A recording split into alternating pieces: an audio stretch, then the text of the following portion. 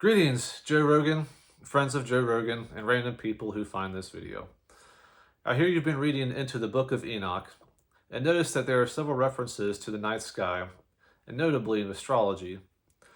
I don't know about you, but the thing that I find most intriguing about this is that the book claims that astrology was taught to man by the Watchers, who are basically described as otherworldly beings, an eyebrow-raising claim considering how odd astrology seems to us today. While the history of astrology is very interesting, and I do want to get into that to some extent, the far more interesting question is not how did it come to be, but is there any validity to it? And if so, to what extent?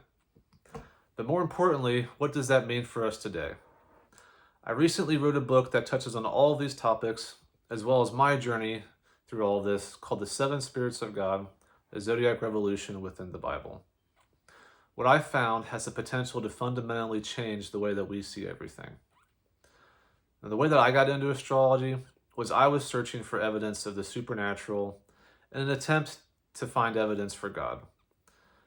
After trying a few other things, I decided to look into astrology. I wasn't interested in fortune telling, but more so the personality profiles. So I looked at my star sign, and I looked at myself, and I just did an honest assessment of, does it fit? And if so, how much? As I was going through this process, I started to get chills down my spine. I would have considered maybe 60 to 70% closeness worth looking into more, but what I got was more like 90%, with several things being dead on accurate. From that point on, I was hooked and I just dove in to find out more. I was interested only in the psychological aspect of it and only the 12 sun signs, as that was what I found to be true. But also, I was still skeptical of a lot of it and wanted to keep a more narrow focus or scope so as to not get lost on potential dead ends, as astrology is a very vast field in today's world. Once I finally knew what to look for, I was able to see the zodiac signs in 90% of the people that I knew fairly well. Something that, in my opinion, should not happen if it was all made up. Now, if the zodiac signs were real, the fundamental question we should be asking is not how did we figure astrology out, but why does it exist at all? Currently, there are two generic competing theories for how we got here.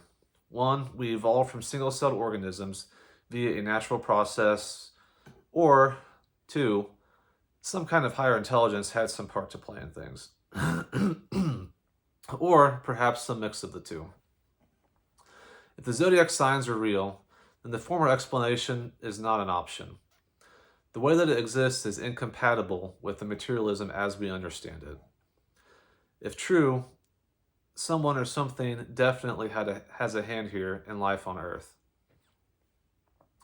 Now, the follow-up question to this is why? Why would such an intelligence put something like the zodiac in place? What purpose would it serve? But also, to what extent does the zodiac or astrology influence a person? I would argue that the most likely answer to both of these questions is the same. It's part of how we're hardwired to think or behave. It's part of our mental programming. The zodiac represents diversity in thought, and tying this diversity to time, rather than something like genetics, ensures that this diversity will never die out and be relatively evenly spread across all people. Another implication of this is that the zodiac offers some kind of insight into the original blueprint of the mind, something that we've previously had to do a lot of guesswork on to try to figure out how it works. Now that we've looked at the primary question that pertains more to the scientific implications, we do need to look at the history of it all. If you're like me, my basic understanding of astrology was that it was all made up by our ancestors. They probably ascribed significance to the night sky, noticed some patterns, and then just kind of made up rules based on correlations that they found using pseudoscientific methods. Now, while this is almost necessarily the case for its evolution over the centuries, it's important to consider what people in the past had to say about it, if anything existed on the subject. While we find traces of astrology across many cultures around the globe, it's widely accepted that it originated in ancient Babylon, or at least that it was popularized there, that we have found sites with references to the constellations that predate Babylon. So, what did the ancient Babylonians have to say about the origins of astrology? Via text found in Ashurbanipal's library, Mesopotamian tradition speaks of divine teachers who dwelt on earth in times past that taught men all kinds of knowledge, including science, philosophy, law, and all manners of wisdom, including astrology. This is exactly the same story that we see in the Book of Enoch. What I find interesting about this is if the zodiac signs are real, which we have the capability of investigating that claim today, then it's likely that the origin story has some truth to it as well. After all, how likely does it seem that humans figured all this stuff out purely on their own? Astrology then becomes a modern-day receipt to some of the otherwise outlandish claims of the past. Another Jewish or Samaritan source that we refer to as Pseudo-Eupolemus, dating to 100 to 200 BC, states that Abraham from the Bible was an astrologer, that he learned it from the Chaldeans, who were the predecessors to the Babylonians, and taught it to the Phoenicians and Egyptians. It's widely accepted in modern times that the Egyptians learned astrology from the Babylonians, and we know that Abraham traveled to Egypt via passages in the Bible.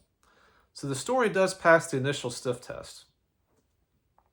Pseudo-Eupolemus goes on to state that Enoch was among the first to learn astrology, that Enoch's son is said to have learned all things through the angels of God, and that Babylon was first founded by those who escaped the biblical flood. So in the biblical timeline, all of the ancient sources we know of seem to point to the origins of astrology as coming from some kind of divine beings, with some saying these beings walked on the earth, and dating to the pre-flood era. Now, like I said earlier, zodiac signs are in a way a modern-day receipt for many of the claims throughout history. Now, since I'm a Christian, I was very interested in what the Bible had to say about it, if anything.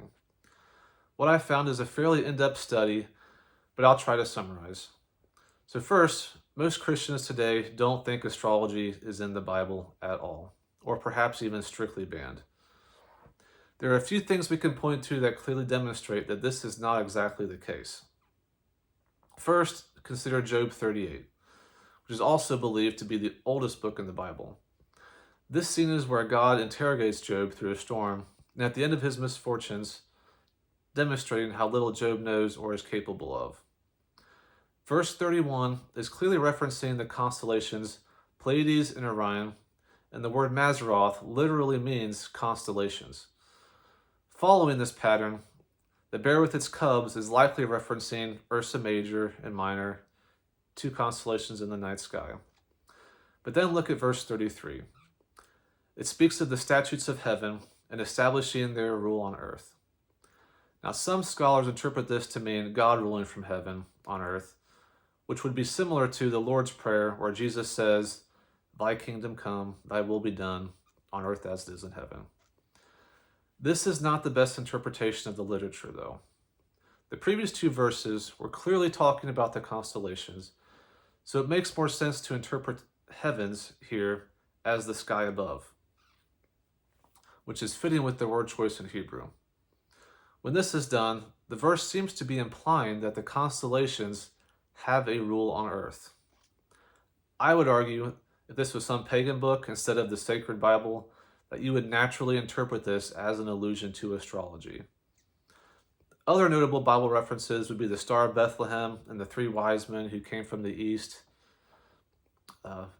Many scholars believe them to have come from Babylon, which we know was astrology central at the time.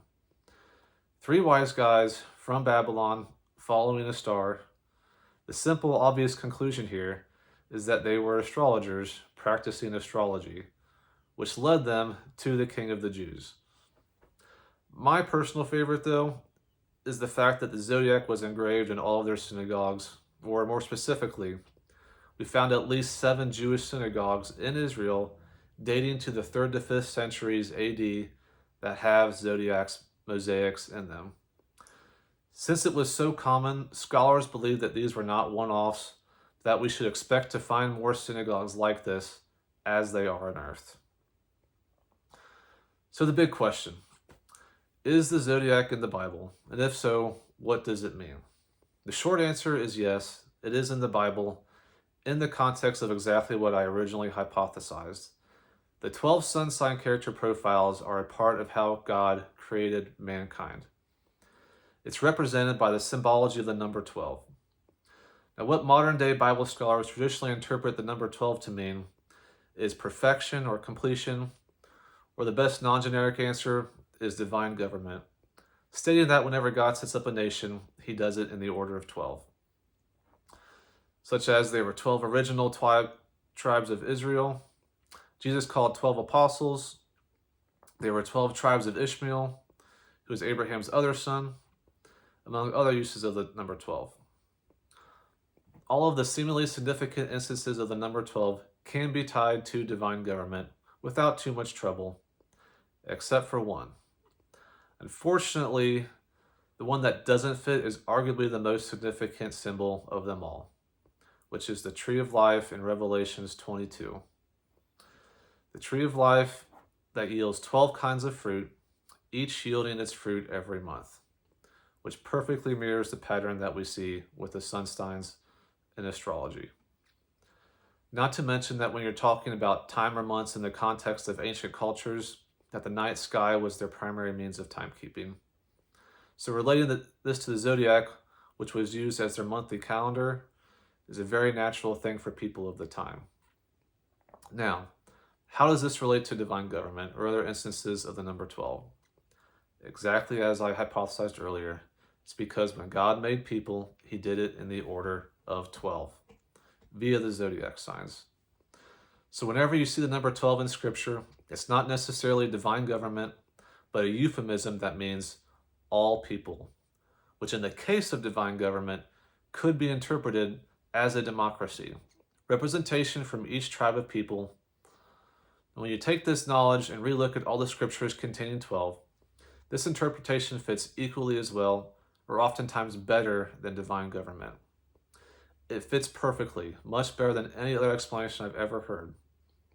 Now, there's a lot more to be said about the Zodiac in the Bible, but you have to go a lot further into the weeds to get there, so I'll just have to leave it at that for now. Well, anyways, I hope you enjoyed this video. I would love to talk more if you're interested. I'm trying to do podcasts or whatever I can to get word out about this. Email address is below in the description, Gregjstenger@gmail.com, or you can find the book on Amazon by just searching my name, Gregjstenger. Link also below. Thanks. See ya.